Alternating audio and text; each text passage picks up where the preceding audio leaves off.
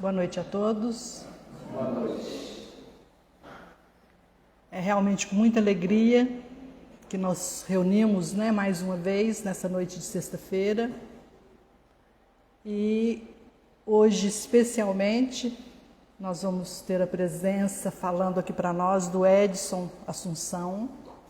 Ele é de São Sebastião do Paraíso, está aqui com a esposa, com os filhos e trazendo muita gratidão e muita alegria, tá, Edson? O Edson já é conhecido de todos, muito amigo do Paulo Henrique, da Tuca, e foram parceiros, vão continuar sendo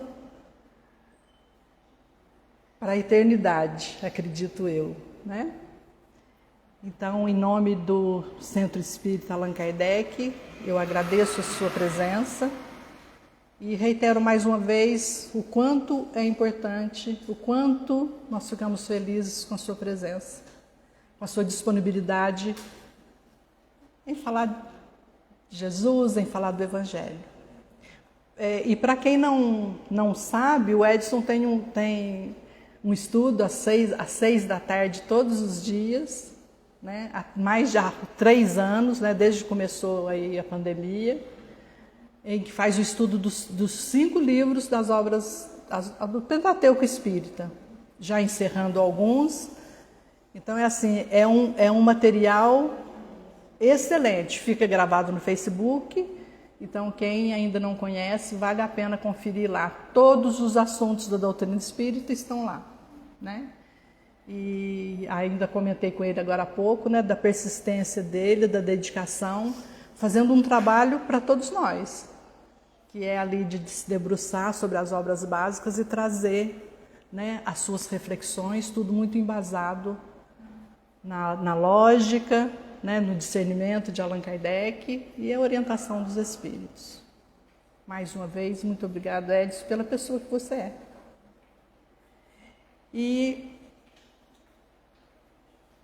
eu convido então agora a todos para acompanhar comigo também, continuando a nossa oração, mas também para que nos unamos em pensamento, em sentimento, para que essa energia, esse pensamento e esse sentimento possa atingir alturas inimagináveis aí, universo afora, que o nosso objetivo é chegar ao coração de Jesus, pedindo a Ele que nos fortaleça, que nos sustente, como sempre tem feito, e levar até Ele a nossa gratidão, sempre, por tudo que Ele tem feito por nós desde sempre, desde a formação do planeta, e nos carregando, nos encaminhando, nos orientando até os dias de hoje e até muito além. Que possamos dilatar um tanto mais o nosso entendimento, os nossos corações, para recebermos a fala do Edson com o mesmo carinho com que ele está preparando o que ele vai falar para nós, e que atinja o objetivo que é de nos tornar pessoas melhores a cada dia, mais conscientes e mais confiantes em dias melhores. E nessa união aqui, eu gostaria também de que direcionássemos o pensamento à nossa companheira Patrícia, que teve a sua irmã afastada do seu convívio, pelo processo natural da morte, mas que ainda está ainda um tanto abalada e infelizmente não pôde estar aqui conosco. Então, quando nos pensarmos nela, nos lembrarmos dela, que seja com carinho, que seja com vibrações de tranquilidade e de segurança. Boa palestra para todos, que Jesus nos abençoe.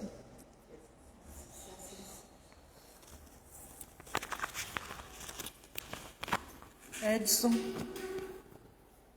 é com você, professor. Nossa.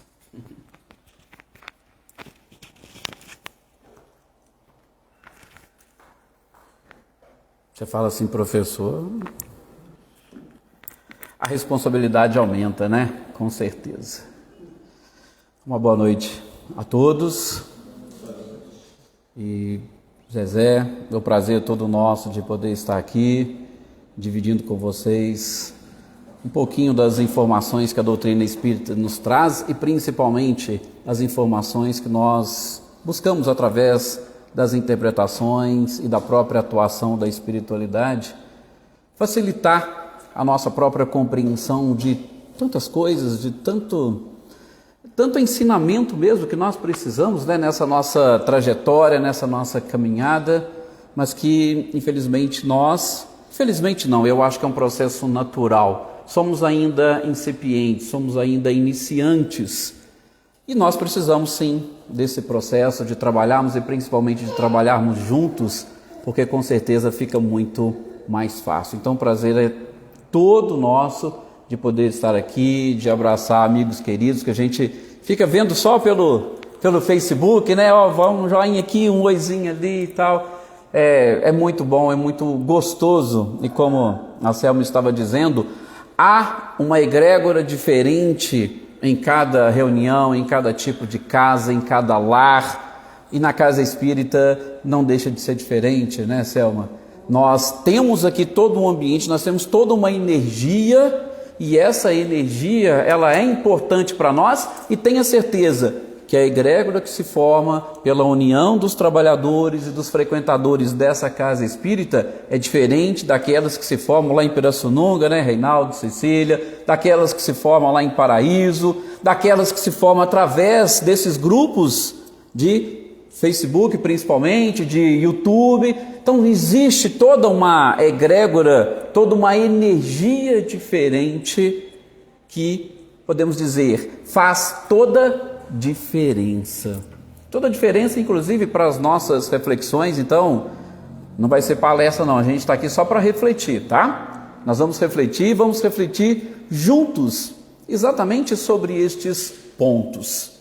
Por exemplo, o que nos trouxe aqui, o que nos traz à casa espírita, aquilo que nos colocou lá no nosso próprio lar, pertencentes a uma família, a um grupo de amigos, a pessoas com quem trabalhamos, vizinhos, aos cidadãos de uma cidade. O que nos colocou? Que tipo de energia é essa? E o que nós buscamos e o que precisamos buscar nestes grupos e por que não nestas egrégoras que a gente está falando? Eu vou só agora traduzir para vocês o que seria essa egrégora que eu estou aqui mencionando. Gente, egrégora nada mais é do que uma energia que se forma com a união dos nossos pensamentos, das nossas vibrações.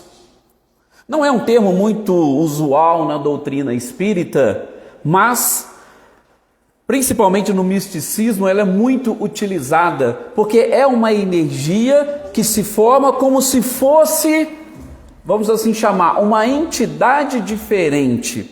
É como se nós todos juntos, com as nossas energias, nós colocássemos todas elas, por exemplo, numa caixa d'água, e a gente, todas as vezes que nós estamos em contato com essa caixa d'água, a gente vai puxando dali aquela água para exatamente saciar a nossa sede. Então a egrégora nada mais é do que isso, tá? Então aqui a energia que envolve o Centro Espírita Allan Kardec de Carmo, quando a gente chega aqui, nós temos condições de beber diretamente dessa fonte.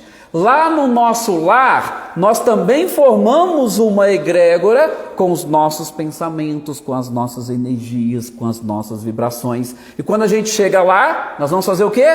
Da mesma forma, beber desta fonte das energias que nós mesmos alimentamos. Só que é lógico, nós alimentamos junto com outras pessoas. Olha para vocês verem que interessante, e por isso falamos muito da importância do Evangelho no lar. Por quê? Porque é exatamente este evangelho no lar que vai nos ajudar a mudar um pouquinho, a melhorar essa energia, a melhorar essa egrégora ou a melhorar esta fonte de energia que nós precisamos para nos alimentar e principalmente para nós seguirmos a nossa vida. Lá no nosso trabalho é a mesma coisa. Por isso que tem muitas pessoas que já têm o hábito, aliás, tem empresas com chefes e patrões que fazem questão de que seja feita uma oração, justamente procurando o quê? Trazer todas as pessoas para todos desenvolverem uma mesma linha de pensamento, uma mesma energia, para facilitar exatamente a nossa convivência, os nossos relacionamentos.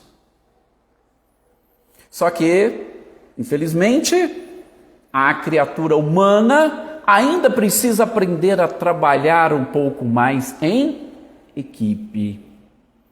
E eu digo isso para dizer que até mesmo dentro do nosso próprio lar, infelizmente, nós encontramos muitas disputas. Onde não deveria haver, onde não deveria existir. Mas parece que é algo natural essa disputa, principalmente por conta das nossas próprias paixões. Ah, paixões.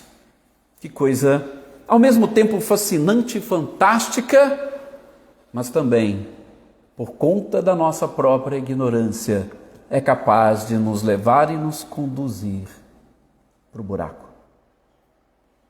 Nós teremos, aliás, ontem a gente falou, dando um spoilerzinho, falar igual os jovens falam hoje no mundo virtual. A gente vai falar nos nossos estudos, que a Zezé estava mencionando, dessa parte sobre as paixões, a partir da questão 907 do Livro dos Espíritos, e aí a gente vai aprofundar muito. Nós vamos deixar lá para aquela oportunidade. Hoje as nossas reflexões são um pouco mais amplas, então a gente vai sim trabalhar, aprender, entender um pouquinho, mas principalmente partindo dessa necessidade de se buscar um autoconhecimento, mas de se buscar um autoconhecimento principalmente da nossa própria estrutura, que nós, infelizmente, também não nos preocupamos muito com ela. Quando a gente fala da egrégora, quando a gente fala de vir à casa espírita, claro que vocês aqui vieram em busca de alguma coisa. Ainda que sejam coisas diferentes e distintas, vocês vieram em busca de algo. E este algo tem que estar aqui nessa caixa d'água que nós falamos.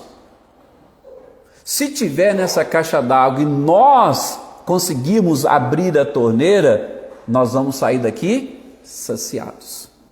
Agora, se aquilo que nós viemos buscar não estiver nessa caixa d'água, nós precisamos começar a rever os nossos próprios conceitos. Por isso, essa necessidade do autoconhecimento.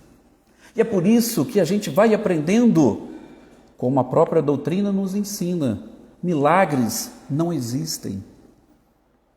Muitas pessoas imaginam que chegando dentro de uma casa espírita, os seus problemas estão resolvidos. Ou chegando numa igreja, os seus problemas desaparecerão. Ou, diante de qualquer templo ou altar, entregamos a Deus os nossos problemas e Ele vai resolver todos e a gente pode sair e ir embora para casa. Não é assim que funciona. Por isso que este autoconhecimento é de extrema importância. Eu preciso me conhecer, principalmente para saber o que eu estou buscando, o que eu estou procurando.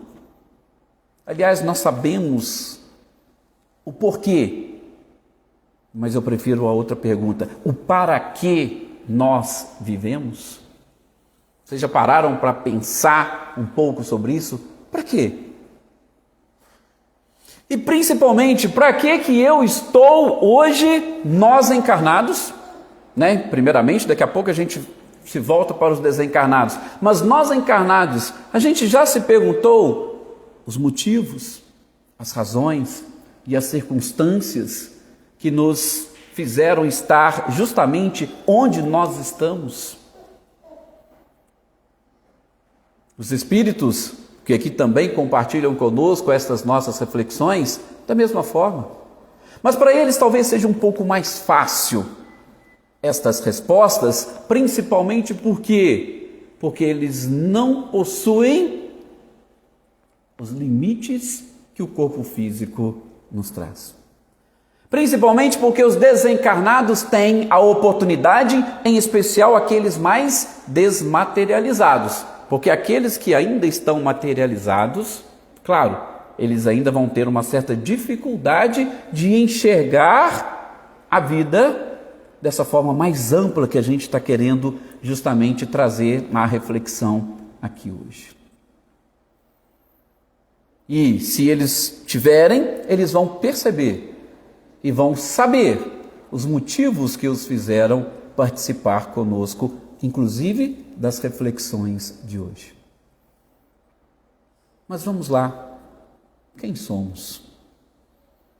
E as famosas questões de onde viemos, para onde vamos e como caminhamos. Garanto a vocês que todos esses questionamentos foram respondidos por Jesus.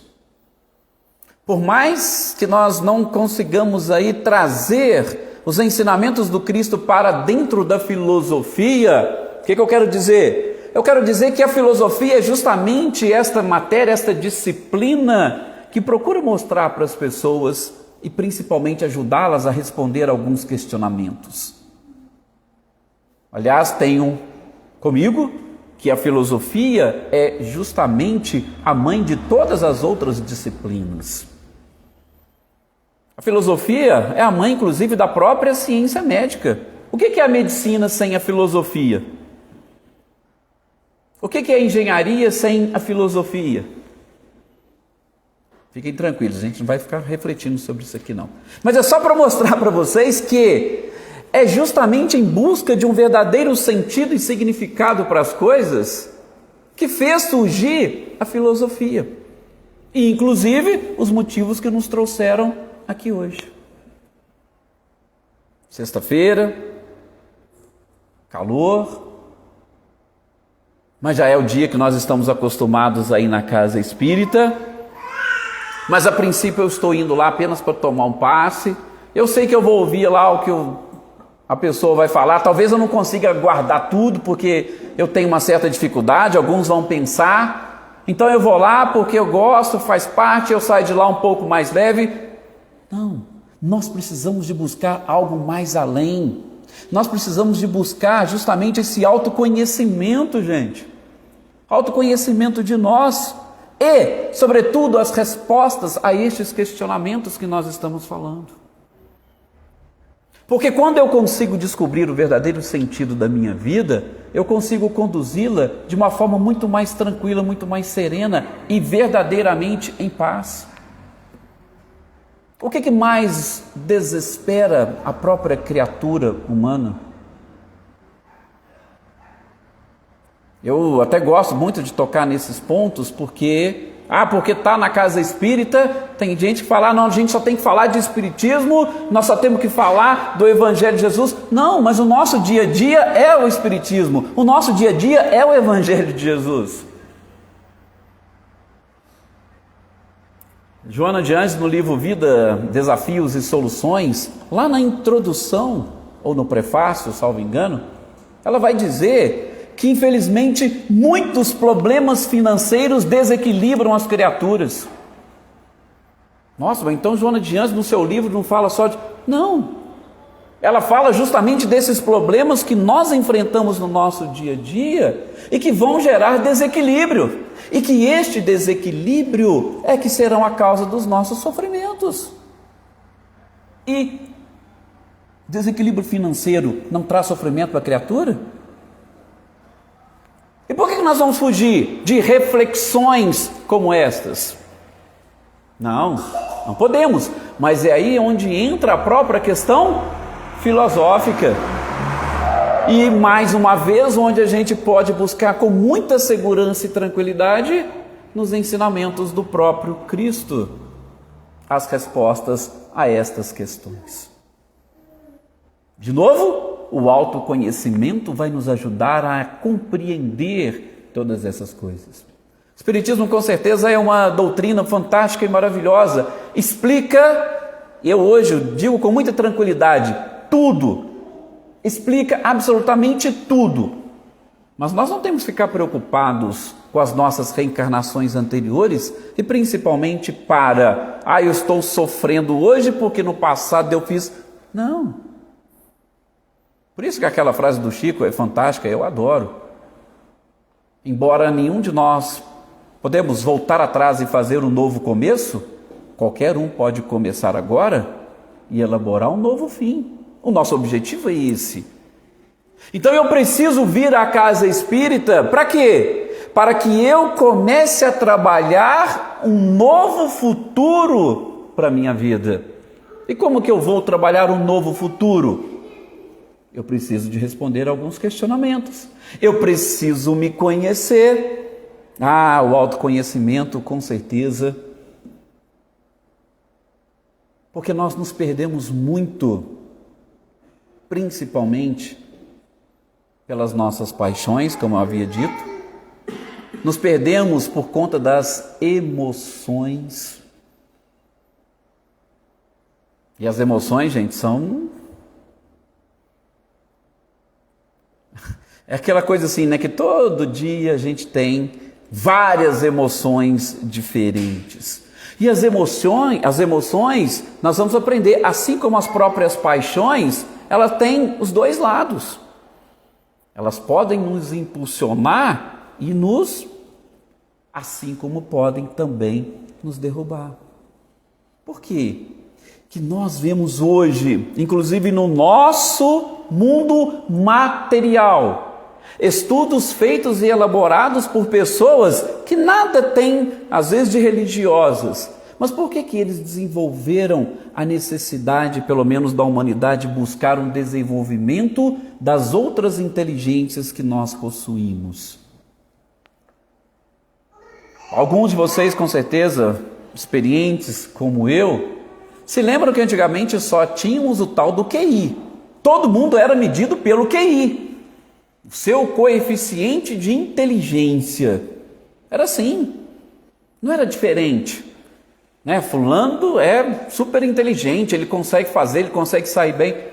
Gente, de um bom tempo para cá, década de 80 do século passado para cá, já não é mais o QI que vai fazer com que a criatura consiga vencer e superar os obstáculos e dificuldades. Depois de lá, nós já aprendemos, ou a própria humanidade já estudou e está dizendo que aquele que tem uma inteligência emocional equilibrada, ele tem condições de sair bem melhor do que aquele que tem conhecimento e inteligência, mas não controla as suas emoções. Vocês devem conhecer pessoas extremamente inteligentes, mas que não conseguiram absolutamente nada na vida. Assim como vocês devem conhecer pessoas que são equilibradas e que conseguiram conquistar muitas coisas. E vejam, a inteligência emocional já está ficando para trás. Hoje já se fala na inteligência espiritual. Mas o autoconhecimento, como a gente fala que a doutrina espírita nos inspira, desde a época ali de Kardec principalmente, estou falando de doutrina espírita, porque a filosofia já é antiga. E quem fala para nós da necessidade do autoconhecimento são justamente espíritos que já trabalharam isso lá atrás. Por que não citar aqui Sócrates há 400 anos antes de Cristo? Ele já dizia isso para nós. E trabalhava junto com essa necessidade algumas virtudes, como a própria humildade. Mas está lá na questão 919 e 919A do Livro dos Espíritos, essa necessidade do autoconhecimento. E a inteligência emocional, ela é extremamente importante para nós. Eu sou muito bonzinho, mas não piso no meu calo, não. Quase todo mundo fala a mesma coisa. Não, mas você é bonzinho? Então, quem é bonzinho não tem calo, pelo menos eu aprendi assim. Se você tem calo é porque você ainda não é totalmente bonzinho. Por quê? Porque os calos são justamente o quê? Essas paixões que nós não conseguimos ainda controlar. E a gente percebe hoje os lares, muitos estão se desfacelando, por quê? Exatamente por falta dessa inteligência emocional. Às vezes alguém fala uma coisa, o outro já vem, já responde, nem espera, nem respira. Não, calma. Controle tenha inteligência emocional suficiente para você se controlar. Aliás, isso é ser inteligente emocionalmente. Por isso também muitas empresas hoje, para contratar funcionários, eles não estão olhando só a QI, eles estão olhando justamente a questão emocional. Veja como que a sociedade vai modificando e muitas das vezes a gente nem percebe. Gente, vamos dizer mais ou menos aí, Código de Defesa do Consumidor, há uns 40 anos atrás, não tinha muita preocupação com as coisas. Você ia lá na loja para comprar, se o patrão ou o dono da loja quisesse vender, ele falava. Então, hoje não. Se uma pessoa entrar numa loja e o outro ficar fazendo corpo mole para vender, logo já estou entrando na justiça pedindo dano moral. Hoje qualquer coisinha gera dano moral para as pessoas. Por quê? Exatamente por conta deste desequilíbrio. Então, o patrão para contratar alguém hoje, ele falou, opa, você tem equilíbrio? Se você não tiver equilíbrio emocional, não vou te contratar, porque isso aqui depois amanhã eu vou ter que pagar uma indenização. Se entrar um cliente aqui, você destratá-lo, você não tiver equilíbrio, eu vou ter que pagar e vou ter que pagar muito caro. Então veja, a própria legislação, ela vai trazendo e conduzindo, só que a humanidade, o quê? Não conseguiu aprender. Aliás, muitos fazem o quê? Aproveitam dessa situação para tentar enriquecer. Olha aí o mundo de transição que nós estamos vivendo. No mundo de transição, nós sabemos, é justamente o momento da peneirada, ou do famoso, a parábola de Jesus, juízo final.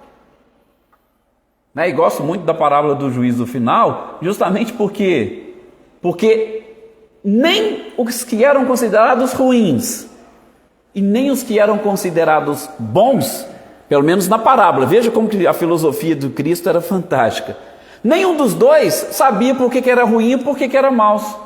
Vocês perceberam lá na parábola? Nenhum deles sabiam. Tanto é que todos eles perguntavam, mas quando foi que nós te vimos assim? Quer dizer, eles não sabiam. Por que eles não sabiam? Bom, os maus, justamente porque conhecendo pouco ou ignorantes que ainda eram, não conseguiam imaginar que Jesus, ou simbolicamente, ele estava presente em todas as criaturas. Deus presente em todas as criaturas, desculpa. Jesus exatamente falando que todas as vezes que fizeste são dos pequeninos, foi a mim que eu fizeste. Já os bons, é por uma questão até de humildade. Olha, vocês foram bons para os outros. Ah, mas eu não fiz nada. Não, mas não era para mim que você tinha que fazer mesmo, não. Nós não somos todos irmãos, então você fez para os outros, você fez para todo mundo. Então veja que interessante que não tem aquela, eu vou ficar aqui orando e vou ficar vigiando. Chegou Jesus, eu faço bem para ele. Não é Jesus, eu já despacho, quero nem saber. Não é assim que as coisas vão funcionar. Mais uma vez, a necessidade de se autoconhecer. E se autoconhecer por quê? Porque, gente, tudo isso que nós estamos falando, principalmente dos nossos comportamentos para com os outros, interferem e influencia diretamente em nós. Diretamente em nós. Joana de Ângeles tem uma mensagem perante a oração que ela fala exatamente isso. Quando você for fazer a sua oração, ela diz, para. E nesse momento que você parar, respire. Por quê? Porque durante a respiração, quando você vai levar oxigênio para o seu cérebro, ele vai justamente fazer o quê? A limpeza de todas as toxinas que os seus comportamentos e os seus pensamentos julgaram lá nele. Para então, na hora que você for fazer a oração, e respire. O ato de respirar é uma limpeza que a gente faz no nosso próprio cérebro. Já tive a oportunidade, vários de vocês já ouviram falar, e eu gosto muito, principalmente de Augusto Cury, quando ele toca num desses pontos. Gente, o nosso cérebro é uma usina. Antigamente a gente estava preocupado, né? Parou o coração, parou de viver. Hoje é a morte cerebral. Por quê? Porque é o cérebro que comanda tudo. Absolutamente tudo. Então, o cérebro é justamente essa nossa usina. Só abrindo um parênteses. Depois, se vocês tiverem curiosidade, vai lá no livro Evolução em Dois Mundos, de André Luiz. Vocês vão ver. Ele não traz os dados, assim, vamos dizer, matemáticos precisos e exatos. Mas, gente, o nosso cérebro, para ser moldado como ele é hoje, foram bilhões de anos. Não foi de uma hora para outra, não. Às vezes a gente acha assim, né? Ah, não, meu corpo lá no plano espiritual, eu fui lá no Ministério da Reencarnação, cheguei lá e já me mostraram o modelo prontinho. Bilhões de anos para nós desenvolvermos como ele é hoje o nosso cérebro, que é essa usina que eu estou falando para vocês de extrema importância na nossa vida. E o André Luiz vai contando, né, como é que começou a formação lá nos peixes, depois veio, né, para os animais, os répteis, as aves, e aí depois para chegar em nós.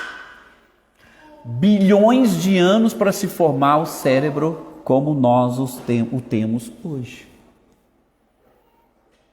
E o que nós fazemos com ele? Com essa usina? Nós temos...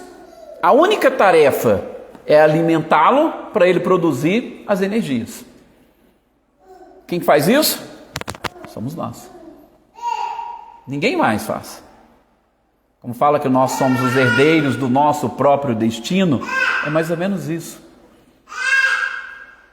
E qual é a matéria-prima do nosso cérebro? São as nossas emoções. As nossas emoções que vão alimentar o cérebro com a matéria-prima, e o cérebro vai fazer todo aquele processo, vai transformar essa matéria-prima, essas emoções, em neurotransmissores e vai distribuir para o nosso corpo. Gente, isso é aquilo que nós chamamos de o milagre da própria vida. Se vocês pegarem e depois tiverem curiosidade, visita lá aquelas questões iniciais do Livro dos Espíritos. Eu sei que não são questões assim muito fáceis e simples, né? Mas ali na questão 27, por exemplo, quando vamos estudar um pouquinho sobre o perispírito, quando a gente vai estudar um pouquinho sobre o princípio vital, a gente começa a enxergar essas coisas. Por quê? Porque o princípio inteligente é que vai dar vida à matéria. Parece coisa assim fantástica de outro mundo. Não, mas é o princípio inteligente. Tanto é que, quando ocorre desencarno, o que acontece?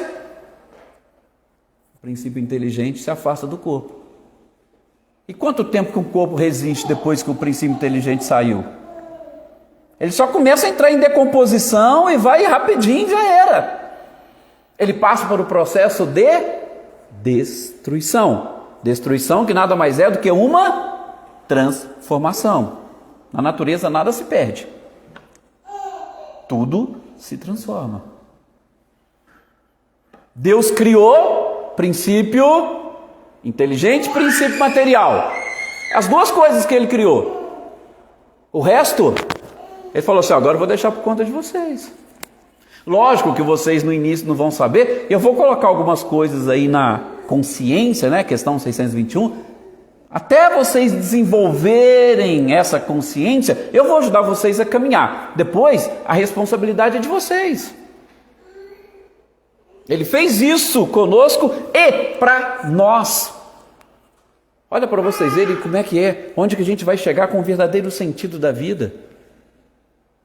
Todos nós aqui somos seres inteligentes, já passamos por todos esses reinos, já desenvolvemos tantas habilidades, tantos automatismos, tantos reflexos, mas o problema é que a gente não consegue saber dominá-los, controlá-los e nos perdemos com as nossas próprias emoções. Mas calma, nós estamos ainda iniciando esse processo. Tá? Nós estamos começando a querer, como traz a questão 540 do Livro dos Espíritos, começando a querer comandar as coisas do mundo material. Mas para isso eu preciso do autoconhecimento para comandar e controlar o meu próprio corpo. Gente, vocês têm trilhões de células aí para vocês comandarem e controlarem. Vocês têm o domínio e o controle sobre elas? Ou nós vivemos como se não tivéssemos nem aí para essas células? Aliás, nós vivemos muito assim, né? Nós temos as nossas preocupações de ordem material, financeira, não estou falando que não tem que ter, mas o foco da nossa vida acaba sendo isso, e a gente esquece do básico, que é cuidar da nossa própria estrutura física. Quando eu passo a ter o conhecimento e, acima de tudo, a certeza, olha aí a fé, quando eu passo a ter a certeza de que eu controlo o meu próprio corpo, vai acabar as doenças.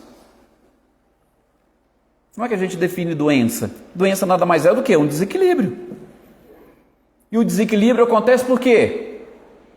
Porque o princípio inteligente, que é o comandante desta nave chamada corpo, não está comandando direito. É só isso. Se eu trago hoje algum tipo de doença kármica, é porque o princípio inteligente lá atrás falhou. E hoje a doença, ou este problema kármico, ou este defeito, ou essa doença genética, veio justamente falar para mim o quê? Você falhou lá atrás, e agora você tem a oportunidade de consertar, de corrigir. E onde que eu vou corrigir e consertar tudo isso? A gente volta lá no início. Eu estou na família certa, com as pessoas adequadas, tudo que eu preciso para esse processo de reconstrução. Reconstrução não, né? De desenvolvimento da própria inteligência, vamos dizer assim. Nós sim, cometemos falhas. E estas falhas que nós cometemos, vamos pensar, foi por nossa ignorância. O que diz para nós a parábola do filho pródigo? Veja a filosofia do Cristo, como é que ela é fantástica. Todo mundo conhece a parábola do filho pródigo, conhece? Que lá, aquela família, o pai, chegou um dos filhos e falou, dá minha parte da herança aí. Deixa eu já abrir um parênteses, que isso tem me incomodado muito ultimamente. Vou abrir um parênteses já nessa parte da herança. Gente, a nossa sociedade, ou na nossa sociedade, a gente precisa começar a fazer um trabalho, se nós ainda não fazemos, justamente para poder começar a mostrar às pessoas o que é a vida, e em especial a própria vida material. Qual é o seu verdadeiro significado? Por que eu estou dizendo isso? Hoje a gente percebe, e principalmente no meio que eu trabalho, toda hora vai um lá e bate na nossa porta. Os filhos estão querendo brigar por herança dos pais ainda vivos. Isso é coisa que não existe. Provavelmente vocês vão conhecer um monte de gente assim. Os filhos não estão preocupados e querendo trabalhar para conquistar. Eles já estão querendo saber o que o meu pai já fez, minha mãe já fez, e o que eu vou pegar e vou levar deles. Tá? A parábola do filho pródigo era algo mais ou menos assim, parecido. Tá? Alguém que chega e fala, pai, eu já quero a minha herança. Mas peraí, herança só existe depois que a pessoa morre. Antes de morrer não tem herança.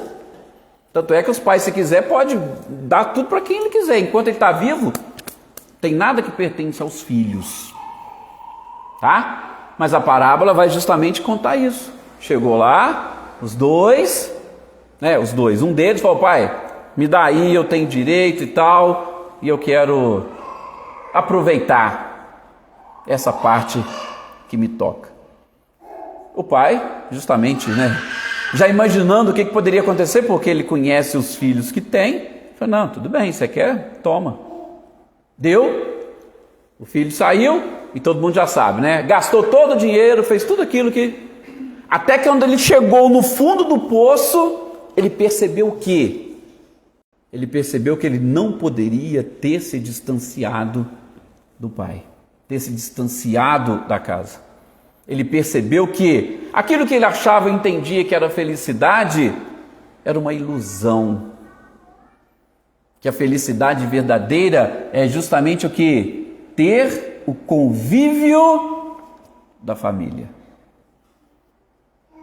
E ele percebe isso de tal forma que Cristo, na sua evolução, a quase perfeição, vamos assim dizer, ele deixa claro que, olha, as pessoas que trabalham com meu pai têm muito mais dignidade e vivem melhor do que eu estou vivendo aqui agora. Veja, ele nem pensou no outro irmão, nem pensou no outro filho. Ele falou: quem convive com meu pai tem uma vida melhor do que a que eu tenho. Eu vou ter que me arrepender, calçar a cara e voltar para lá. Mas vou voltar para lá tranquilo, humilde, vou falar para ele: eu quero ser igual um empregado seu, eu quero apenas ter este convívio com a família. E foi o que ele fez. Todo um processo que iniciou-se a partir do momento que ele percebeu que ele tinha feito a coisa errada. Quando ele conseguiu enxergar qual era o verdadeiro sentido e significado da vida. Ele achava que era curtir a vida. Só que esse curtir a vida custou, pelo menos a ele, um preço muito caro e muito alto. Quando bateu, sofrimento, vamos lá, me arrependi, volto. E volta, acontece algo fantástico, maravilhoso, mas numa outra oportunidade. Até deixei lá para o pessoal de Pirassununga uma vez essa parábola do filho pródigo, porque ela tem muitas reflexões para ficar. Sim, mais para frente a gente trabalha nisso, porque ele volta e naquele outro reencontro do filho com o pai e do outro irmão, o negócio foi fantástico. Mas apenas lembrando da parábola, justamente para quê? Para mostrar para nós nessas nossas reflexões de hoje. Porque quando nós viemos à casa espírita, é como se a gente tivesse ali naquele momento que o filho pródigo estava sofrendo e ele falou: olha, eu preciso voltar.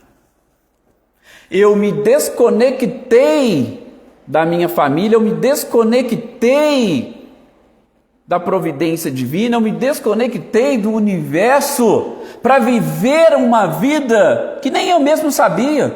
Só que agora eu preciso. Então, quando a gente chega aqui, nós estamos fazendo o quê? A gente está fazendo aquela reflexão para voltar. Estamos fazendo a reflexão para voltar. Mas não significa que nós já começamos a fazer o caminho de volta. Porque quando a gente sente um certo alívio, a gente baixa a guarda. Não, já melhorei, não preciso. Vocês conhecem gente que quando vai fazer um tratamento, tomou os remédios, melhorou, passou 2, 3 dias, melhorei, não quer nem saber tomar o remédio mais? É mais ou menos assim. Isso é muito comum e natural. Por quê? Porque está faltando algo ainda um pouco mais profundo. Por isso que eu estou julgando essas reflexões com vocês de uma forma mais ampla, mais profunda, falando inclusive do cérebro. Por quê? Porque não basta, gente, num determinado momento eu cheguei, fui no centro, melhorou, voltou, só que daqui no outro dia ou daqui 2, 3 dias eu passar pelo mesmo processo. Eu preciso cair em mim e falar: opa, tem algo mais profundo que eu preciso resolver, que eu preciso consertar, que eu preciso corrigir. Será que a egrégora ou essa caixa d'água onde eu estou buscando matar a minha sede, seja na minha casa, no meu trabalho, será que essa água está suja e eu estou quase que me contaminando todo ao invés de... O que está acontecendo nesse meu convívio, nos meus relacionamentos, que está justamente, vamos assim dizer, atrapalhando a manutenção do equilíbrio, que é igual aquele equilíbrio quando eu estou lá dentro da casa espírita? Vejam que o filho pródigo, ele dá conta na parábola. O patrão dele não deixava ele comer nem a comida que era dos porcos, não.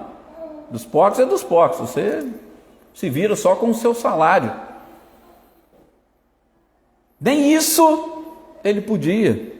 Então, ou já está passando do momento de nós justamente fazermos esse nosso exame de consciência para aproveitarmos esse período de transição para começar a identificar estas coisas que vão um pouco além daquilo que nós estamos acostumados com as religiões. Está na hora de fazer o espiritismo valer a pena. E fazer valer a pena é fazer aquilo que o próprio Cristo fez. Cristo ensinou apenas nas sinagogas? Ele ensinou apenas nos templos? Não, gente. É justamente ali no dia a dia, os exemplos dele eram do dia a dia. E ele buscava justamente as pessoas que estavam, principalmente, doentes. Por quê? Porque os sãos ainda não despertaram. Eles acham que não precisam de médico. É aquilo que a gente vai entender na doutrina espírita. Vocês devem ter cansado de ouvir, falar de orgulho, falar de egoísmo. Não adianta você falar de orgulho e de egoísmo para a pessoa que é orgulhosa e egoísta, que ela não vai resolver nada. Se nós não nos reconhecermos orgulhosos e egoístas, ou vou dizer de forma diferente, fala para um alcoólatra que não se reconhece alcoólatra, que ele é alcoólatra, para vocês verem se vai mudar alguma coisa na vida dele. Não. Fala para um viciado, olha, você tá... Não, eu não sou viciado não, a hora que eu quiser parar, eu paro. Não é assim? É a mesma coisa. É a mesma coisa. Se nós não fizermos isso, como o filho pródigo fez, e muitas das vezes, quais são os instrumentos que a providência divina usa para nos alertar? É aquilo que a gente chama de sofrimento. Não é outra coisa não. Aquilo que a gente chama de sofrimento, por isso, mais uma vez, voltando ao início, eu preciso rever como é que é a minha vida no meu lar. Ela está bem, está tranquila, está equilibrada, eu vivo em paz com a minha esposa, com meus filhos, está faltando alguma coisa? Lá no meu trabalho, como é que está? Está faltando? E é começar justamente a buscar nestas reflexões aquilo que está faltando. E aí, lógico, eu vou começar a ampliar, porque o que a doutrina espírita faz para nós é fantástico. Quando nós estamos aqui, foi justamente de onde que eu parei para dar essa volta e agora eu vou arrematar, para falar que as emoções é a matéria-prima do nosso cérebro, é justamente isso. Eu posso, talvez não ter aquela vida de luxo, mas eu posso viver bem comigo mesmo. Eu posso estar bem e feliz com aquilo que eu tenho, com aquilo que eu sou. Eu posso ter um organismo equilibrado a partir do momento que as minhas emoções, que justamente alimentam o meu cérebro, produzem as energias que as células do meu corpo precisam. Porque se uma célula lá do dedinho do pé tiver com algum problema, ela vai avisar para as outras. E aí, se as outras se unirem para ajudar, garanto para vocês que vai resolver tudo rapidinho. Ao passo que o contrário também é verdadeiro. Quer um exemplo maior do que o câncer? Ou quem não conhece, né? Uma maçã podre num saco de maçãs boas, o que vai acontecer? A tendência é justamente esparramar. Então eu preciso ter este autodomínio, eu preciso ter este autocontrole, eu preciso me conhecer exatamente para fazer o quê? Para distribuir este equilíbrio. E a partir do momento que eu vou distribuindo o equilíbrio, onde eu estava falando para vocês dessa mensagem de Joana de Anjos perante a oração. Quando eu passar a analisar e ver isso, eu vou pensar, opa, peraí, Deus, ou o milagre da própria vida que representa o Criador justamente em mim, está me mostrando, eu, princípio inteligente, estou comandando e controlando tudo isso. Então eu quero que o meu corpo esteja equilibrado. E quando estiver equilibrado, não deixa de buscar, deixa de continuar tomando dessa água na fonte limpa, não. Não é porque o negócio melhorou, não, agora não preciso mais. Não, continue, até você firmar. Depois que você firmou, tudo bem. Mas enquanto você não tiver isso como um automatismo, de novo, juízo final. Mas Senhor, quando foi? Não, isso é algo natural na sua vida. Você faz o bem para os outros, mas você mesmo nem percebe. Mas você está fazendo. Continue assim, faça. Sua salvação está resolvida. Então, enquanto nós não tivermos nesta fase ou nesse ponto de conseguir, continue bebendo desta mesma fonte. Continue buscando. E uma das principais fontes, lembrando Emmanuel no livro Pão Nosso, socorre-te, ele vai dizer, quando for pregar o Evangelho, ou quando for ler o Evangelho, quando for estudar o Evangelho, não esqueça de pregar o Evangelho para os seus próprios órgãos. Olha que coisa interessante, né? Quem lê aquilo pela primeira vez fala assim, mas Emmanuel deve estar doido, né? Não, Emmanuel não está doido. Ele está falando o seguinte, olha, você está comandando trilhões de células. Então, quando você vai buscar, através desse recurso da oração, seja numa casa espírita, seja no Evangelho no lar, seja numa leitura edificante, seja num momento de alegria. Opa, vamos abrir mais um parênteses. Gente, você ali com a sua esposa, com seus filhos, num momento de lazer, aquilo é uma oração. Sabe, aquilo é uma oração. Então, quando tiver, espalhe isso para o seu corpo inteiro. Faça com que todas as células do seu organismo sintam aquele prazer, aquela alegria, aquela satisfação. E como é que você faz isso? Automaticamente. A emoção alimenta o cérebro. E o cérebro distribui as energias. Precisa fazer algum milagre? Precisa parar ali, forçar? Não, isso é algo natural. Mas de novo, para isso eu preciso me conhecer. E buscar, lógico, os recursos capazes de me auxiliar. Cada um vai ter um recurso diferente, cada um vai conseguir encontrar isso de uma forma diferente, pelo menos no momento inicial para buscar este equilíbrio. E aí depois vai ficar mais fácil. Por quê? A providência divina vai colocando no nosso caminho tudo aquilo que a gente precisa. As pessoas certas, até os programas corretos, os livros que tudo vai se encaixando, tenha certeza. A gente só precisa fazer a nossa parte. A gente só precisa ter essa ação de deixar lá e falar, eu vou retornar ao Pai e quero que Ele me trate como um dos funcionários, mas eu vou retornar, eu quero retornar, eu já não aguento mais esse tipo de vida. E aqueles que não sofrem, já vamos também pegar, antes de chegar lá, antes de chegar no sofrimento, já vamos retomar e continuar o nosso caminho junto. Não se preocupem com mais absolutamente nada, absolutamente nada. Edson, mas eu tenho uns problemas. Não se preocupe, a nossa existência física, ela é passageira. Retornaremos à pátria espiritual, nós só vamos deixar o que aqui? Um pouco da nossa história, né? A experiência nós vamos levar. Tudo que é de matéria e material vai ficar.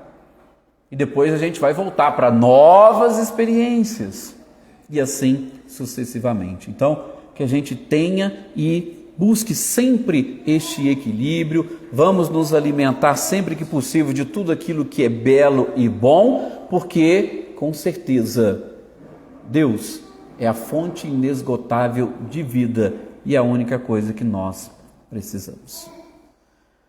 Fechamos assim as nossas reflexões. Se deixar, a gente vai falando, porque é muito bom, é gostoso lembrar, estudar e ampliar, né, as informações. E espero que essas reflexões os auxiliem também, que vocês saiam daqui muito mais fortalecidos, muito mais conectados com o seu anjo da guarda e que, doravante, consigam fazer da sua vida um lugar gostoso e prazeroso, não importa se aqui, nós encarnados, ou se no mundo espiritual, os nossos companheiros desencarnados. Muita paz a todos.